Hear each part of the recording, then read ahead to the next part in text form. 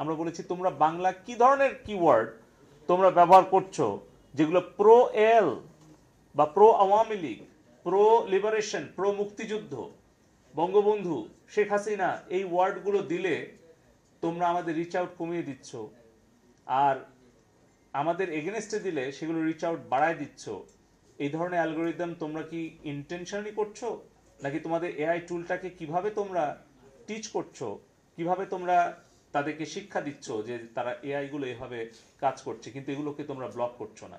তারেক জিয়ার verified page থেকে যে কিনা সাজাপ্রাপ্ত, যে কিনা পলাতক, এই ধরনের কোনো পলাতক এবং যদি কোনো কেউ মানে এই ধরনের পোস্ট দেয় যে কিনা বলছে সরাসরি আমাদের মাননীয় প্রধানমন্ত্রীকে উদ্দেশ্য করে, সে বলছে হাসিনার খুনি বাহিনী আমাদের সন্তানদেরকে রাজপথে হত্যা করেছে, আপনারা বলেন এই প্রথম লাইনটা কোন কমিউনিটি স্ট্যান্ডার্ডে পড়ে?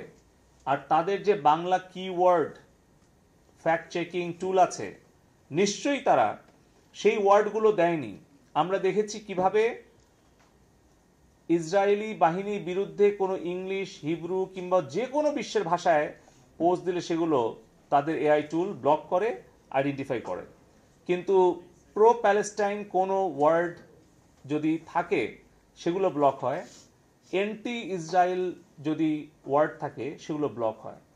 এটা আমরা দেখেছি ইউরোপ, আমেরিকা, সব জায়গায়। আপনারা নিজেরা যদি সার্চ করেন, অনেক ডকুমেন্টারি আছে, অনেক রিসার্চ ওয়ার্ক আছে, আপনারা আমার থেকে বেশি ভালো জানেন। আমরা তাদেরকে অনুরোধ করেছি যেন তারা আমাদের সাথে সহযোগিতা করে, এবং তারা আশ্বস্ত করেছেন যে তারা তাদের স্বীকার করেছে তাদের ফ্যাক্ট চেকিং ক্ষমতার সীমাবদ্ধতা আছে, তারা স্বীকার করেছে তাদের এআই এর ত্রুটি থাকতে পারে, তারা স্বীকার করেছে যে যতটুকু রেসপন্ড করার কথা ছিল, বিশেষ করে 14, 15 থেকে 23, 24 পর্যন্ত, সেটা তারা করতে ব্যর্থ হয়েছে। আগামী দিনে তারা চেষ্টা করবে তাদের রিসোর্স আরো বাড়ানোর, এটাকে স্কেল আপ করার।